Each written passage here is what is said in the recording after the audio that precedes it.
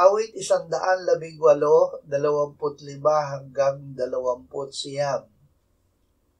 O Panginoon, ipinapakiusap namin sa iyo, ikaw ay magligtas. O Panginoon, ipinapakiusap namin sa iyo, magsugo ka ng kaginhawahan. Mapalad siya na dumarating sa pangalan ng Panginoon. Pinupuri ka namin mula sa bahay ng Panginoon. Ang Panginoon ay Diyos at binigyan niya kami ng liwanag.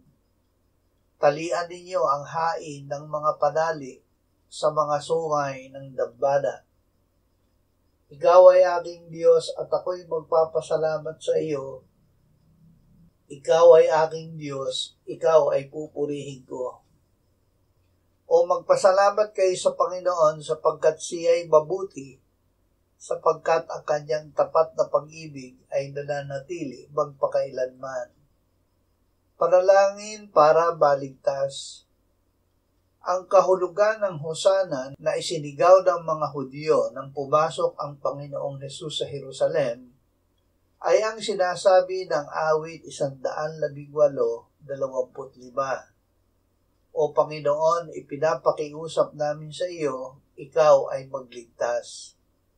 O Panginoon, ipinapakiusap namin sa iyo, magsugo ka ng kaginhawahan. Ang Panginoong Hesus ay naparito upang iligtas ang mga makasalanan. Ngunit ang mga Hudyo ay hindi naniwala sa Kanya na siya ang Kristo. Nang sabihin niya sa Sanhedrin na siya ang anak ng Diyos, siya ay hinatulan nila ng kamatayan at ipinapako sa krus. Ginawa nila sa Kanya ang hindi nila nalalaman na siya ang ibinigay ng Diyos na mamamatay bilang handog sa ikapagpapatawad ng kasalanan ng sanlibutan. Kapatid ang tawag.